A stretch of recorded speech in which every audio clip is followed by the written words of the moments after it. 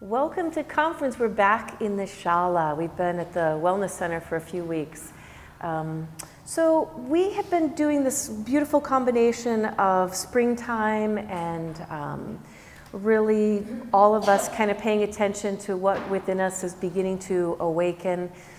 And one of the examples that I gave on Sunday was that we are so connected to this planet. We are so connected to the way it's designed, the way we're designed to interface with each other. And so it's beautiful that when it's springtime that there's something within us that we can all feel like really does begin to shift. Maybe we feel a bit lighter, we want to wake up a little bit earlier, we want to change the way we eat a little bit. I find myself wanting to eat more raw food or more salads. It kind of shifts our bedtime. Maybe we stay up a little bit later because the sun is out longer. I remember when I woke up this morning, I could hear the birds singing already, and it was a little bit lighter, and I could just feel different in my bones and in my body. And when we think about, like, even in one day of our life, as the way we're designed is that I wake up in the morning, I have a certain amount of energy, I fuel myself with food, and as it gets later during the day, the melatonin dumps in my body and it's evening time and I go to sleep and I sleep for a certain amount of hours and then I'm able to wake up and I'm refreshed to do it all again. But just think of, like, did you ever have like a couple days where you couldn't sleep? A couple days in a row and all of a sudden your system wasn't working correctly. You know, you weren't able to have the same amount of energy and you might have felt even dizzy or your brain wasn't working as well or something because you didn't get that sleep that you needed, because that's the way we're designed. And so the design of that one small day is kind of stretched out when we say that we have these seasons that we live in. And even seasons of our life, you know, like how I felt when I was younger and in my 30s and my 40s, like we have these seasons that we're all interacting with. And so the springtime for me is just a reminder that this is how I'm designed. I'm designed to like come out of the winter, kind of my sleepiness, and to wake myself up and want to be lighter in my practice. You know, in Ashtanga we have this great humidity, you know, that we get more in the summer that we don't, even in California, we don't have that in the winter time. And so our bodies respond different to our practice in the summertime. And for a lot of us, we look forward to that. Like I really look forward to my summer practice, you know, and I try to do a little bit more things, you know, than I do maybe in my winter practice. So we were talking about how beautiful that is and how we then lay that onto this methodology of Ashtanga, where we've the last few weeks been talking about the wisdom of it being practice, practice, practice, and all is coming. Practice, practice, practice, and possibility. And I gave this beautiful example of a student who tried something over and over and over again, and one day was able to do it. And we talked about there are two reasons why that we're able to transform. The spring brings that in us, and there's two ways that we transform through a methodology like Ashtanga. And what were the two ways that we transform? Consistent practice. Practice, practice, because do it over and over and over and over again. You're going to get better at it, right? It's Guruji's. And then the second one was Shifting the furniture. Yeah, move your furniture, do something different. And that was our example with the student that we had the other day, who was able to do something different in her practice with chaturangas, and that helped her in a second series pose that she had been working on. And so for all of us with the springtime, I'm really trying to introduce this idea of letting something awaken within you and thinking for yourself, like, what possibility is there for you this year? Like, kind of setting that out there in front of yourself. We call this sadhana. We say this is our practice. You know, it's not just this yoga class that you go to anymore. Once you kind of changed over, you realize, like, this is something that belongs to you. It's something that is precious to you. It's something that you love. And in that, we set these intentions for ourselves. So with the springtime, I would say for all of you, what do you want to invoke? What do you want to bring into your practice this year?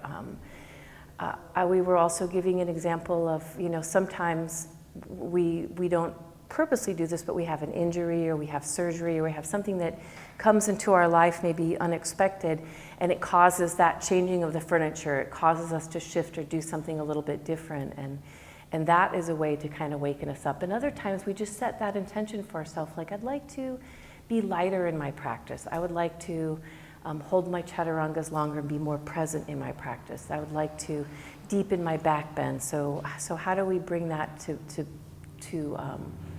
that intention to our practice?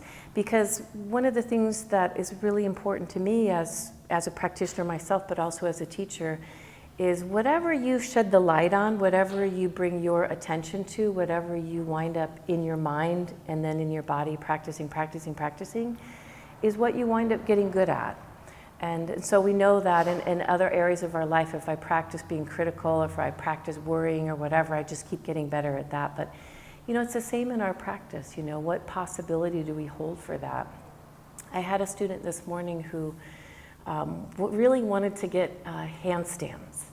And so when she was just starting to practice here, she'd been practicing Ashtanga for a while, I challenged her a little bit, and she would just be like, I can't do this. And I would say, yes, you can. And I want you to do this. And I want you to practice falling. And I really stayed with her on that, and this intention of hers that she wanted to get a handstand. And I really believed she could do it. And she knew I believed she could. And so in a way, it's a funny word to use in yoga, but I pushed her a little bit. I pushed her mentally and I pushed her physically to say, I want you to practice falling. I want you to practice falling. And today, she held a handstand for just like a few seconds, and she was so proud because I actually saw her do it. And and then when she was leaving, she goes, I just want to thank you because you believed that I could do it.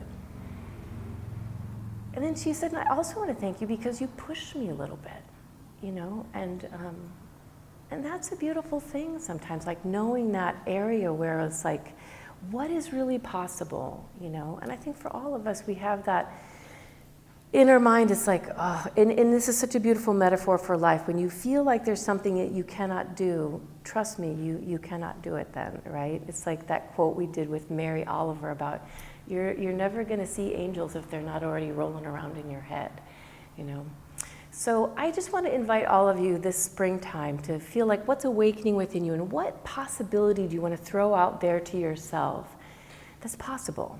What do you want to shed light on this summer that you want to bring more attention to? Because it is sometimes like brushing our teeth that we do our practice. I'm just going to come here and get so much out of it by just being here and being present and breathing. But also that little bit of a cookie you throw out there in front of yourself, or better yet, a carrot, right? That says, what do you want to try to do this year that you might have thought you couldn't do, or that you didn't know you could get better at, or whatever, to support you in? The quote for this week is, a lot of people have said this in different ways, but I pulled this from Big Magic by Elizabeth Gilbert, and I just love this quote. It says, argue for your limitations, and you get to keep them. And it's so beautiful because when we think about that in our yoga practice, like that time when you thought you would never do something and then all of a sudden you're doing it and you realize it was possible after practice. But you just think in life, like how many little things are there in our lives as well that we limit ourselves and say, I can't do this, or this isn't possible. That we just need to flip the way we speak. I think on Sunday I did mention this as well, that we do the invocation at the beginning of our practice, and it's beautiful to think that what that means, like we're trying to invoke something. I always say it's like kind of Harry Potter, right? Like, what am I going to invoke? But it's beautiful because we stop for a moment before we start waving our arms around, and we say something, and words are powerful.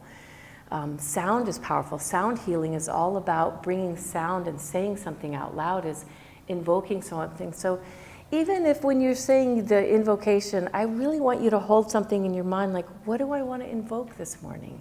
Do I want to invoke a feeling of peace, of connectedness? Do I want to feel light today? Do I want to just leave here feeling really like loved and good?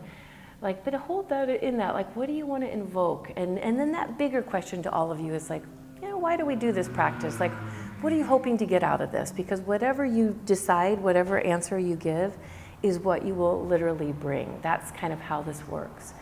So as always, I just feel so honored and blessed that I get to be, the practice as a teacher. I get to be just like a guide on your path to kind of push you along sometimes and support you and say, yeah, you can do it, I believe. So let's invoke some good stuff this morning and this spring and this summer. Namaste.